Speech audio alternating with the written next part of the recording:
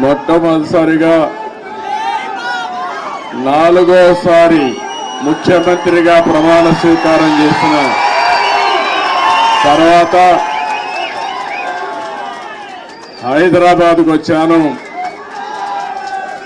NTR trust బిల్డింగ్కి వచ్చాను. నా ఆత్మీయులందరినీ ఒకసారి కలిసి అభినందనలు తెలియజేయాలి, కృతజ్ఞత తెలియజేయాలి అనే ఉద్దేశం దగ్గరకు వచ్చినప్పుడు మీరు చూపించే అభిమానం చూస్తా ఉంటే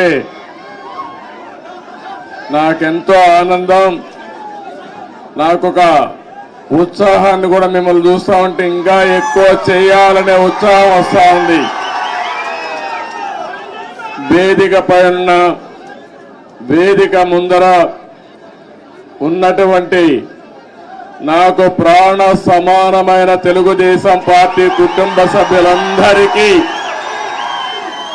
పేరు పేరున మనస్ఫూర్తిగా నమస్కారాలు, అభినందనలు. ఈరోజు ఇక్కడ మొన్న ఎలక్షన్లో కూడా మనం పోటీ చేయలేదు, కానీ కార్యకర్తలు చూస్తే ఎక్కడి నుంచి వచ్చారో నాకు తెలియదు, కానీ ఇంత పెద్ద ఎత్తున రాగలిగారంటే అది తెలుగుదేశం పార్టీ బలం. నేను వచ్చింది మీ అందరికీ కూడా, మీరందరూ ప్రత్యక్షంగా పరోక్షంగా నా గెలుపు కోసం పనిచేశారు ఆంధ్రప్రదేశ్లో. అలాంటి మీ అందరికీ కూడా ధన్యవాదాలు, కృతజ్ఞతలు. ఒక్క విషయం మనం గుర్తుపెట్టుకోవాలి, మహానాయకుడు యుగ పురుషుడు నందమూరి తారక రామారావు గారు తెలుగుదేశం పార్టీ పెట్టింది ఈ గడ్డపైనే.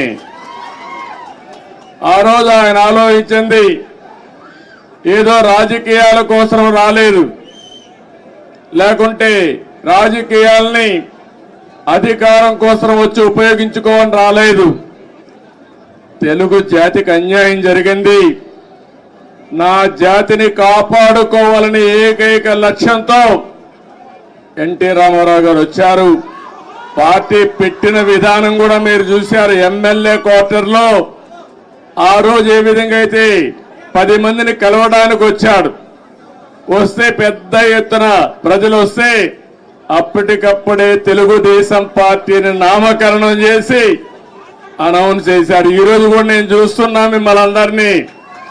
మిమ్మల్ని చూస్తా ఉంటే మళ్ళీ తెలంగాణ గడ్డ పైన తెలుగుదేశం పార్టీకి పూర్వ వైభవం వస్తుంది. అది స్పష్టంగా కనపడుస్తా ఉంది మీ ఉత్సాహం చూస్తా ఉంటే. ఒక్క విషయం మనందరం కూడా గుర్తుపెట్టుకోవాలి, ఈరోజు 2 రాష్ట్రాలు విభజన జరిగినప్పుడు కూడా నేను ఒకటే ఆలోచించాను, నాకు ఇటు తెలంగాణ అటు ఆంధ్రప్రదేశ్ 2 కళ్ళు లాంటివి. అందుకే ఆ రోజు ఒకే మాట చెప్పాను, నేను ఏ పక్క కూడా సైడ్స్ తీసుకోకుండా 2 ప్రాంతాల ప్రయోజనాల లక్ష్యంగా పనిచేసిన ఏకైక పార్టీ తెలుగుదేశం పార్టీ. తెలుగు జాతి ఐకమత్యంగా ఉండాలని ఆ రోజు ఆలోచించా, ఈ రోజు ఆలోచిస్తున్నా. నా చివరి రక్తపు బొట్టున్నంత వరకు అది ఆలోచిస్తాను.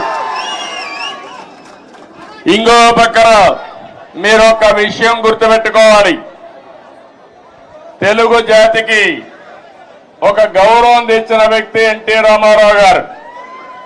అంత మునుపు తెలుగు వాళ్ళందరినీ మదరాసి అని పిలుస్తా ఉంటే, కాదు తెలుగు జాతి ఒకటి ఉందని ప్రపంచానికి చాటి చెప్పిన ఏకైక నాయకుడు నందమూరి తారక రామారావు గారు.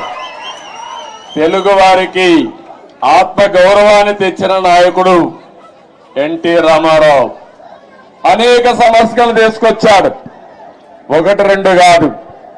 ఒకప్పుడు తెలంగాణలో అయితే కరణం మున్సబులు పటేల్ పట్వారీ విధానం భయంకరంగా ఉంటే రద్దు చేసిన తర్వాత ఈ ప్రాంత ప్రజానీకం మాకు స్వాతంత్రం వచ్చిందని పండగ చేసుకున్న సందర్భం అది. ఈరోజు తెలుగు రాష్ట్రాల్లో బ్రహ్మాండంగా వెనుకబడిన వర్గాల ముందుకు వచ్చారంటే అది ఎన్టీ రామారావు గారు చూపించిన చొరవ, ఆయన తీసుకున్న చర్యలేనని చెప్పి నేను మీకు తెలియజేస్తున్నా. అనేక పరిపాలనా సంస్కరణలు తీసుకొచ్చారు. మొట్టమొదటిసారిగా దేశంలోనే సంక్షేమానికి నాంది పలికిన ఏకైక నాయకుడు నందమూరి తారక రామారావు గారు అని చెప్పి కూడా నేను మీకు తెలియజేస్తున్నా. ఆ తర్వాత ఈరోజు మనం పార్టీలో చూస్తా ఉంటే ఎక్కడ చూసినా 20 ఏళ్ళయింది అధికారం పోయి 2004, ఈరోజు 2024 అధికారం పోయిందే గాని మీలో పట్టుదల తగ్గలేదని చెప్పి నేను మీకు తెలియజేస్తున్నా. రోజు రోజుకు అభిమానం పెరుగుతా ఉంది. కొంతమంది నాయకులు పోయారు కానీ కార్యకర్తలు మాత్రం పోలేదు.